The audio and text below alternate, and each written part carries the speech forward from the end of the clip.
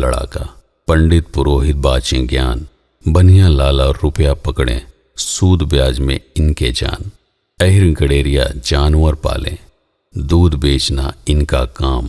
लोहार कुम्हार बढ़ई नाई, हाथ कला से करें कमाई। धोबी पासी और चमार, कपड़ा चमड़ा से करें गुजार। यह मनुस्मृति के आधार पर प्राचीन काल से चली आ रही हिंदू जाति व्यवस्था, जिसमें हर व्यक्ति के कर्म को ही धर्म स्वीकार किया गया था, जो समय के साथ जन प्रधान होता गया। अर्थात राजा का बेटा राजा, पंडित का बेटा पुजारी या शिक्षक, इस तरह से आगे बढ़ता रहा। किंतु मूल सिद्धांत कर्म ही था। अर्थात यदि कोई ठाकुर या पंडित लोहार या कुम्हार का काम करें तो वही उनका धर्म होगा। चमार पासी यादव यदि व्यापार व कला का कार्य करें तो वह भी अपने धर्म को बदल सकते हैं। यहीं से जात बिरादरी, झगड़ा और छुआछूत की भावना का जन्म हुआ, जब एक पुत्र ने अपने पिता के कार्यों का विद्रोह करते हुए किसी दूसरे कार्य को चुना। अतः यह राजा का कर्तव्य था कि इस विद्रोह की भावना को मिटाने के लिए एक ऐसा आयोजन किया जाए जहां सभी आपसी भेद को भुलाकर किसी एक उद्देश्य के लिए एकत्रित हो सके। तब पौराणिक कथाओं के आधार पर नई परंपराओं को जन्म दिया गया। कहा जाता है कि यहाँ पर अवध नरेश श्री राम ने स्नान किया था। सिर्फ स्नान ही नहीं किया था बल्कि अपने पाप भी धोए थे। तो आइए उस पौराणिक कथा को समझने का प्रयास करते हैं जिसने इस ऐतिहासिक घटना को जन्म दिया।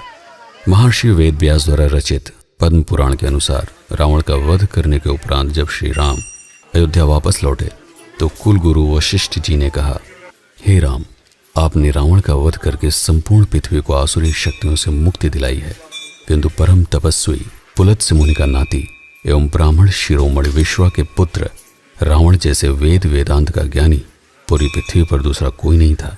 इसलिए आपसे जाने अनजाने ही सही ब्रह्म हत्या का पाप हुआ है, जिससे छुटकारा पाने के लिए श्री राम ने ज्येष्ठ शुक्ल पक्ष की 10वीं तिथि यानी 10 जून को आदि गंगा कही जाने वाली गोमती नदी के पावन जल में अवधवासियों की उपस्थिति में स्नान करके सभी ब्राह्मणों एवं संतों का गौरव बढ़ाया। तब से अवध प्रदेश में रहने वाले लोगों के लिए यह जगह पूजनीय हो गई और इसका नाम पड़ गया दोपाप। कई लोग ऐसा मानते हैं कि मध्यकालीन भारत में जब अवध के कुछ क्षेत्रों पर भरों का आधिपत्य था, तब इस स्थान पर गोमती नदी के किनारे राम मंदिर की स्थापना की गई।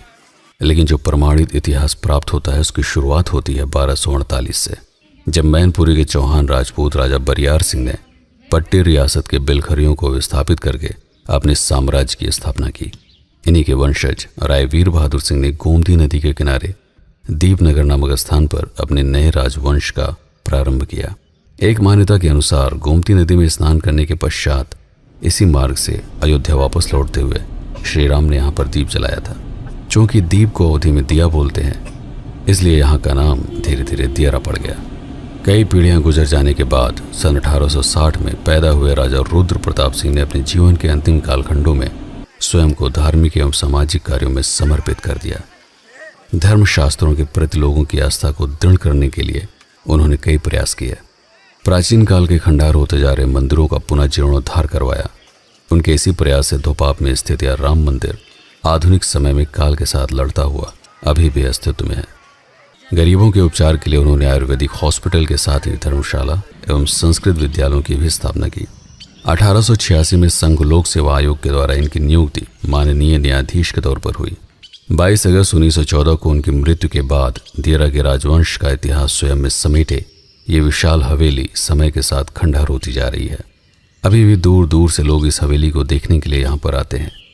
लगभग 150 साल से भी अधिक का पुराना इतिहास इस हवेली के एक एक ईंट में दफन है। कुछ ढह चुके हैं और कुछ ढहने वाले हैं। समय की क्रूरता का प्रमाण यदि आपको चाहिए तो गौर से इस हवेली के हर एक कोने को देखने की कोशिश कीजिए। काल किसी के साथ कोई भेद नहीं करता। आप जीवित हो या मृत, सजीव हो या निर्जीव, राजा हो या रंक, शिक्षित या अशिक्षित, हिंदू हो या मुसलमान, काल सब कुछ एक ही गति से क्षीण करता है। कण कण को जोड़कर जब किसी अस्तित्व को आकार दिया जाता है तब समय से उसे आज्ञा लेनी पड़ती है कि आप मुझे इतने समय तक जीवित रहने का वरदान दें, पर समय आपकी शर्त के आधार पर अनुमति नहीं देता। काल अपने कठोर शब्दों में स्पष्ट रूप से यह कहता है कि तुम्हारा वजूद तब तक रहेगा जब तक अपने अस्तित्व में रहने का संघर्ष जारी रखोगे। जिस दिन तुमने स्वयं से हार मान लिया उस दिन से मेरा प्रहार प्रारंभ होगा। मैं तुम्हें पुनः उन्हीं कड़ों में विभक्त कर दूंगा ताकि कोई और उन कड़ों से कुछ नया आकार बना सके।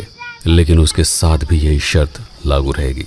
निसंदेह हर धर्म के व्यक्ति को समय की पूजा अवश्य करनी चाहिए, और समय की पूजा किसी मंदिर में नहीं बल्कि कर्म से होती है।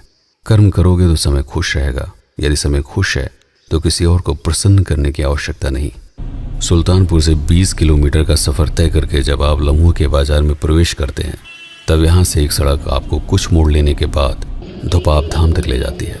गांव की टेढ़ी मेढ़ी पतली सड़कों से गुजरते हुए गोमती नदी के किनारे स्थित इस धाम तक पहुँचने में लगभग 20 मिनट लग जाते हैं।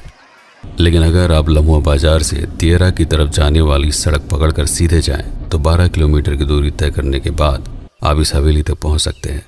लेकिन इस यात्रा के दौरान कई बार आप बचपन की स्मृतियों में खो जाते हैं। अगर आपका बचपन गांव में बीता है तो एक कच्चे पक्के मकान, दूर दूर तक फैले हुए वीरान खेत आपसे बात करते हुए से जान पड़ते हैं। मेरे इससे लिखा मुकद्दर नहीं बदलेगा, शायद तेरे सीने का पत्थर नहीं बदलेगा, तुम्हें याद आए तो बात कर लेना, मेरे फोन का नंबर नहीं बदलेगा।